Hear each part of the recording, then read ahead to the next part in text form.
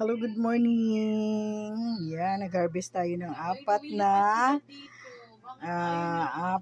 na ano po, ampalaya. Yeah, so yan guys, ay bigay ko yan sa aking friend sa labasan.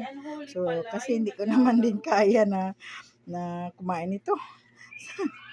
So I need to give this one to my best friend, Genevieve Alabi Dingding. So yes, I know that she wants this one. So yan guys, ang aking ibibigay sa aking friend. So alam niyo ba guys, kung dalawang puno lang po ito, marami naman pong ano dyan sa tabi-tabi. So hindi pa ako nakapagwalis guys dahil very busy. So ito guys, about malaya na siya guys. Hindi na siya maganda ang kanyang mga dahon guys. Yan. Hindi na maganda ang kanyang dahon. So marami kaming tumutubo dito na ano guys. Hindi ako nakapaglinis. Kasi alam mo, very busy ang network ko since yesterday. So yan guys, ayan. Yung aking konti-konti lang na alubati. Yan. Meron ba? Kinakain ng uod mga dahon ng aking ano. So yan, kinakain ng uod ay. Meron akong tumubo na papaya dito. Ayan. So ito hindi ko alam guys kung ano to guys ba. Namumulaklak siya guys. Hindi ko alam kung ano yan siya. Sige lang siya mulaknak na mulaknak. Pero hindi ko alam kung anong bunga.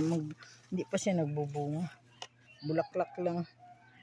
Flower giver lang siya guys. Pero I don't know kung anong uri ng kanyang bunga. If ever na mamunga na yan siya. No?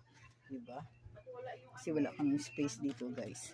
So if iraos na namin yung bahay namin, ito na po ang aming wall.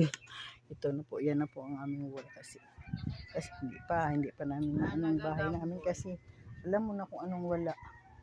Pero okay lang kasi hindi kami nagre-rent, hindi kami it's okay lang. We have our electricity, we have our water. So hindi na natin problemahan. Mayroon pa pala dito guys, oh. Kailangan ko pala kunin to para madagdag. Yan. Kasi maliliit lang bunga nito. Ay, meron pa siya maliliit lang kasi bunga nito guys.